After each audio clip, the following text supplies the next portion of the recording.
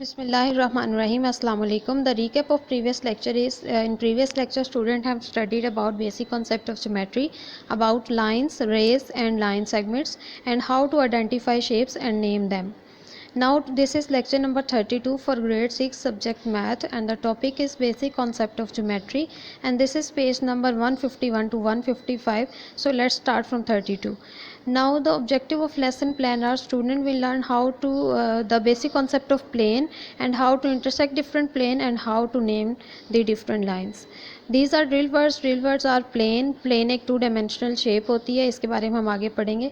Parallel plane जो बिल्कुल same distance पे रखे हुए होते हैं. हॉरिजेंटल प्लेन जो हॉरिजेंटली प्लेस्ड होता है उसे हॉरिजेंटल प्लेन कहते हैं. We will learn some more definition. So the first definition is today a plane. एक प्लेन क्या चीज़ होती है? Plane is a 2 dimensional surface. एक प्लेन जो है एक 2 डायमेंशनल सरफेस होती है that has length and breadth, जिसकी लेंथ और ब्रेथ होती है.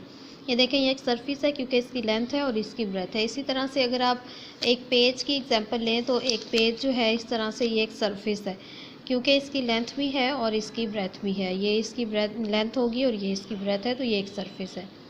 इसके बाद आ जाता है अगर आप टिल्टेड प्लेन्स किस तरह के प्लेन्स होते हैं? जैसे देखें, अगर मैं इसको थोड़ा सा यूँ कर दूँ तो ये भी एक प्लेन बनेगा. थोड़ा सा टेढ़ा मीन्स उसको थोड़ा सा हम जैसे कि है बेंड कर दें या थोड़ा सा मोड़ दें तो वो एक टिल्टेड प्लेन बन जाएगा.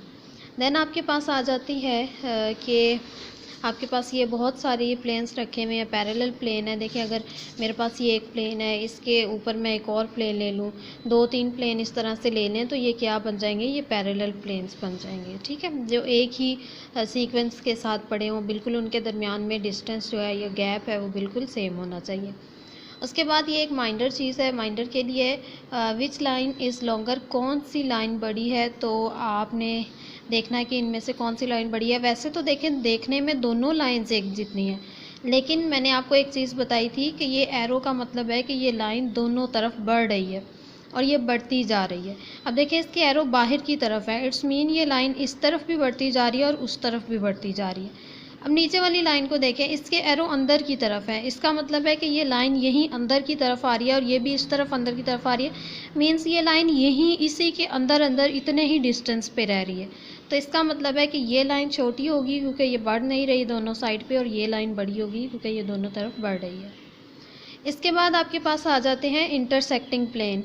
इंटरसेक्टिंग प्लेन किस तरह के प्लेन होते हैं? कि मेरे पास ये 2 प्लेन हैं, इनको मैंने आपस में इंटरसेक्ट किया है, मीन्स इनको मैंने आपस में एक दूसरे के अंदर से गुजार दिया है. तो देखें, ये 2 इंटरसेक्टिंग प्लेन है.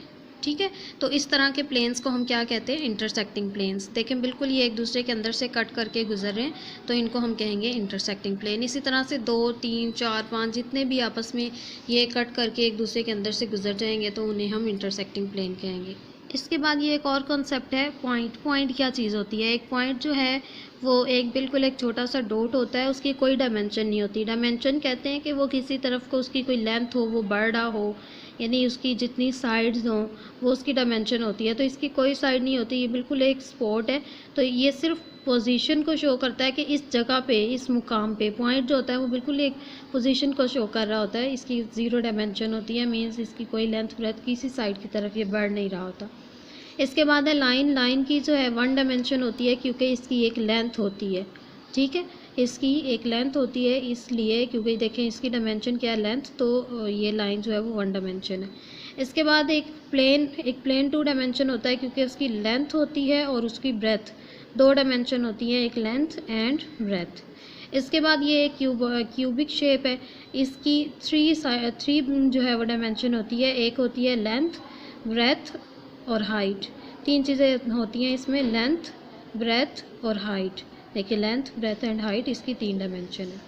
ठीक है, इसके बाद उन्होंने एक चीज़ हमें बताई है कि अगर हम प्लेन को जो है वो फोल्ड भी कर सकते हैं. देखिए, आपके पास कोई भी प्लेन था, अगर उसको आप बेंड कर दें, मोड़ दें, तो वो उसकी जो है वो इस तरह से देखें 2 चीज़ें बन जाएंगी. ये 2 साइड्स जिस तरह से ये इन्होंने ये देखें बनाया हुआ है, ये बिल्कुल वही चीज़ बन गई है.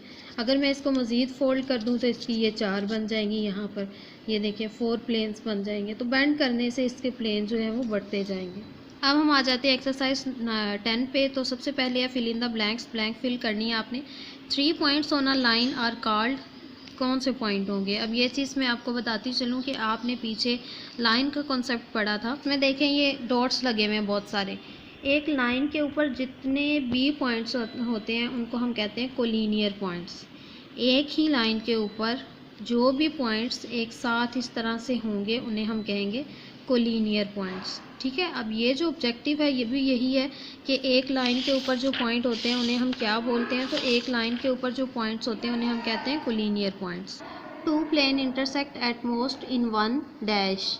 दो प्लेन कितने हिस्सों से एट मोस्ट कट करते हैं, तो देखिए जब दो प्लेन कट करते हैं तो वहाँ एक लाइन बनती है। जहाँ पर भी प्लेन कट करेंगे वहाँ पे देखें एक स्ट्रेट लाइन बनेगी। यहाँ कटिंग हो रही है ना, तो यहाँ एक स्ट्रेट लाइन बन रही है। तो प्लेन हमेशा कहाँ कट करते हैं, एक लाइन पे कट करते हैं। Only one line can be drawn through two points. दो पॉइंट्स को मिला के सिर्फ एक लाइन बन सकती है। एक के अलावा जैसे देखें दो पॉइंट्स लगे हैं, ये एक ही लाइन बन सकती है। और किस तरह से इन दोनों को ज्वाइन करके लाइन बनेगी, नहीं बन सकती। अगर हम कहें कि हम इस तरह बना लें तो वो तो लाइन ही नहीं होगी। इस तरह जो चीज़ होती है वो तो कर्व होती है, वो तो लाइन होती ही नहीं है। तो दो पॉइंट्स को ज्वाइन करके सिर्फ एक लाइन बन सकती है। इसके बाद ट्रू फॉल्स है। A line has a definite length. एक लाइन की डेफिनेट लेंथ होती है नहीं, क्योंकि हमने पढ़ा था कि लाइन जो है वो दोनों तरफ बढ़ती रहती है, इस तरफ भी और इस तरफ भी। तो जो बढ़ती जा रही हो उसकी डेफिनेट लेंथ थोड़ी होगी। डेफिनेट होता है ख़ास लेंथ, तो ख़ास लेंथ नहीं होगी इसकी।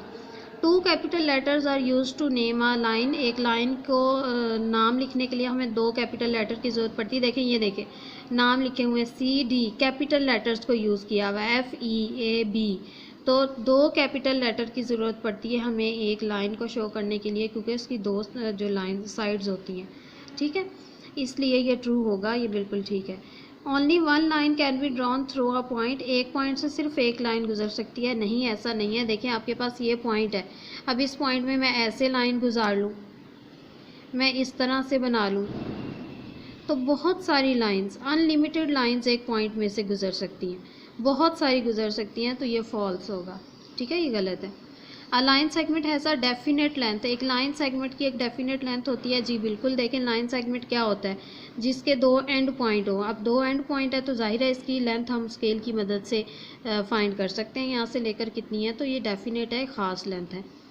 इसके बाद two plane intersect in a line. अभी हमने पढ़ा था कि दो प्लेन जो है वो एक लाइन पे इंटरसेक्ट करते हैं, तो ये बिल्कुल ठीक है। बाद ये क्वेश्चन है, आपने इनको नेम देना है। अब नेम किस तरह से देंगे, देखिए ये एक लाइन है, दोनों तरफ एरो हैं और AB दो इसके अंदर पॉइंट लगे हैं, तो इसका नाम होगा AB और इसके ऊपर ये लाइन वाला छोटा सा साइन लगा देंगे हम, तो पता चल जाएगा कि ये लाइन है, दोनों तरफ बढ़ती जा रही है।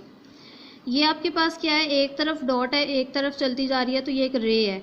एक रे को हम इस तरह से जाहिर करते हैं AB और एक तरफ डॉट और ये दूसरी तरफ एरो, तो ये रे का साइन हम ऊपर लगा देते हैं। ठीक है, इस तरह से ये भी एक रे है AB और इसमें इस तरह से साइन लग जाएगा, क्योंकि ये इस तरफ को चलती जा रही है और इस तरफ को ये जो है स्टॉप है। इसी तरह से ये दोनों तरफ स्टॉप है, तो इसमें हम किस तरह से इसको जाहिर करेंगे, एक स्टॉप वाली लाइन इसके ऊपर बना देंगे, तो ये इसका नाम शो हो जाएगा। तो ये हमारा आज का लेक्चर था, अच्छे तरीके से प्रैक्टिस कीजिएगा। अल्लाह हाफिज़।